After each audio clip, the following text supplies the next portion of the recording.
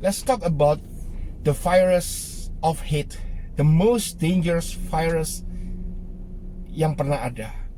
Kalau virus biasa bisa membunuh hingga jutaan, tapi gradually bisa di-treat, bisa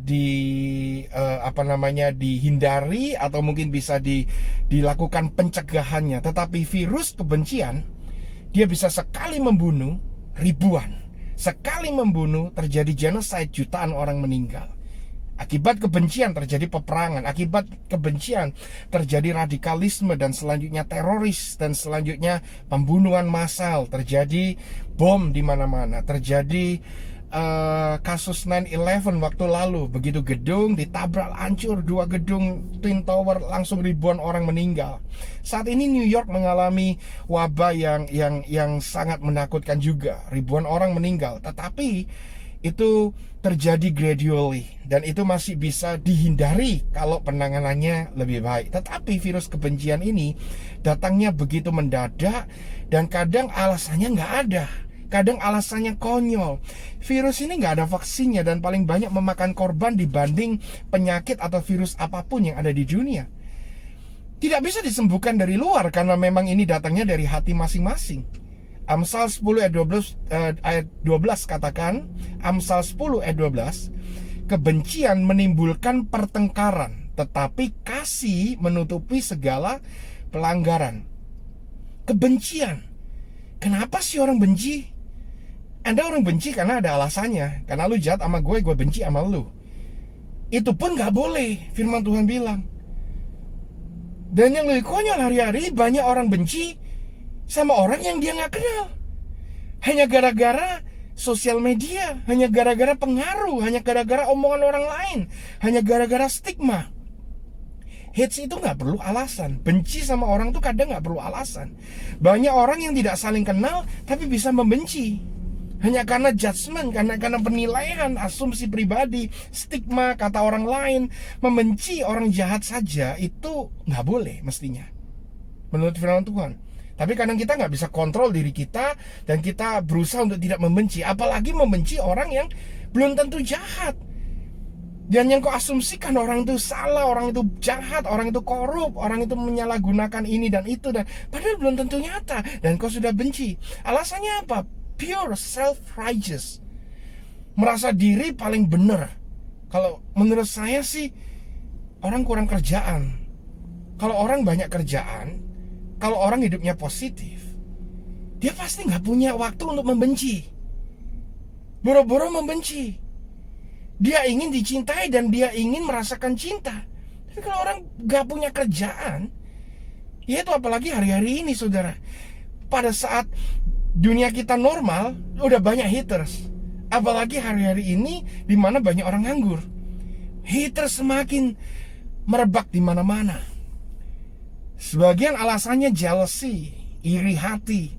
Oh, lihat orang lain kok enak ya, pasti dia korup tuh. Wah, pasti dia hidupnya gak bener tuh. Wah, hidupnya kok glamor sih. Wah, makannya kok berlimpah-limpah gitu, padahal banyak orang yang lagi kelaparan dan seterusnya. What's wrong with you? Apa yakin kamu juga gak mau seperti itu?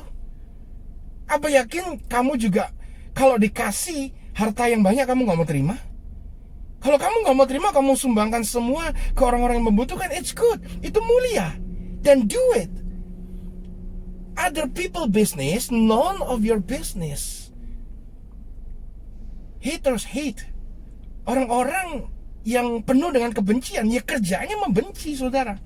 Itu menurut saya sebuah ideologi yang abnormal. Kalau engkau normal, kau gak benci sama orang, apalagi sama orang yang gak kau kenal. Hari-hari ini adalah era sosial media. Saudara lihat di sosmed, kalau ada orang, terutama orang-orang yang public figure, orang-orang terkenal, orang-orang yang dikenal, atau mungkin dia presiden, atau mungkin dia pemimpin, atau mungkin dia hamba Tuhan. Begitu dia posting sesuatu, pasti ada yang dikritik. Mau salah, mau benar kayak apa, pasti ada yang salah. Apalagi salah. Well, mari kita lihat. You cannot judge a person from their looks. Kau gak bisa menghakimi orang hanya dari luarnya saja. You have to know him or her personally. Secara pribadi, kenal nggak lo sama dia? Kalau nggak kenal ya jangan hakimi. Kenal pun kamu nggak boleh hakimi. Just don't judge. Ya, saudara, Mazmur 109 katakan demikian, ayat yang kedua. Sebab mulut orang fasik dan mulut penipu ternganga terhadap aku, mereka berbicara terhadap aku dengan lidah dusta. Ini nggak ngomong tentang saya sih. For me, I don't care. You can hate me, you can love me, I don't care. Because I don't know you, right? Kalau people know me, then they hate me, it's fine. I am sorry. But mostly when they know me, they don't hate me. Dengan kata-kata kebencian, mereka menyerang aku dan memerangi aku tanpa alasan. Sebagai balasan terhadap kasihku, mereka menuduh aku. Sedangkan aku mendoakan mereka. Mereka membalas kejahatan kepadaku, ganti kebaikan, dan kebencian, ganti kasihku. Orang sudah berkorban, memimpin negara, kau fitnah. Orang sudah berkorban, mengorbankan keluarganya bahkan untuk memimpin kalian menjadi warga yang mungkin lebih nyaman hidupnya, malah engkau fitnah. Saudara, virus ini nggak pandang bulu pria, wanita, tua, muda, kaya, miskin, pandai, bodoh, nggak peduli. Suatu saat saya pernah posting, saya diundang teman ke satu launching sebuah mobil sport yang sangat mahal, dan namanya kita have fun, kita foto biasalah seperti orang main sosial media, kita posting. Saudara, yang anehnya ada orang-orang gak kenal saya tiba-tiba komen, hamba Tuhan kok hidupnya mewah. Itu mobil Bugatti harganya puluhan miliar, gue gak mungkin beli itu mobil gitu loh. Kalau you waras, you akan ngerti. Kan begitu. Nah, yang lebih mengherankan saya, ada salah satu, let's say, YouTuber atau influencer bahasa sekarang yang followernya ratusan ribu, katanya jago matematika, ikut-ikutan saudara, ngenimbrung komen, nyinyir orang bilang. Well, banyak akun satir, dia mensatir kata-kata saya sering kadang posting di sosial media tentang pengajaran. Saya bilang teologi itu harusnya mempersatukan kita, jangan sampai menjadi tolologia, ya kan? Teologia, saya nggak anti teologia, saya belajar teologia. Kalau nggak belajar, saya nggak bisa ngajar, ya. Tetapi langsung disatir, dikatakan saya mengatakan bahwa teologi itu tolol. Lalu orang-orang nggak kenal, nggak baca postingan asli saya, cuma secuplik, langsung nyerang. Wah, banyak orang-orang yang kehilangan kewarasan hari-hari ini karena mungkin akhir zaman, saya nggak tahu. Tetapi kebencian itu nggak perlu alasan.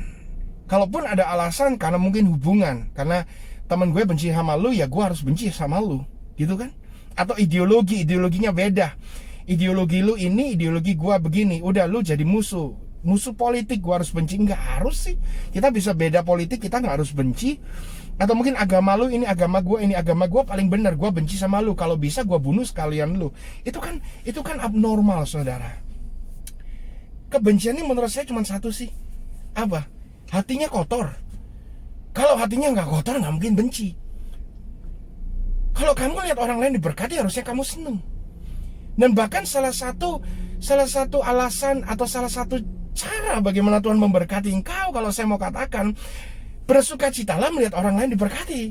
Kalau engkau nggak seneng lihat orang lain diberkati, jangan-jangan nanti malaikat bilang, Tuhan, orang ini nggak seneng banget lihat tiap kali ada orang diberkati dia nggak seneng. Makanya jangan berkati dia, ya. So jangan julid, jangan jadi haters, urus dirimu sendiri. Kalau kamu nggak suka orang lain lakukan itu, jangan lakukan yang lebih baik. Let's make our community become a community of trust and respect. We'll be proud kalau kita punya civilized, kita punya peradaban yang baik. Apalagi kita orang Kristen, kita anak-anak Tuhan. Saya percaya, mari kita mengasihi dan stop kebencian. Tuhan Yesus memberkati.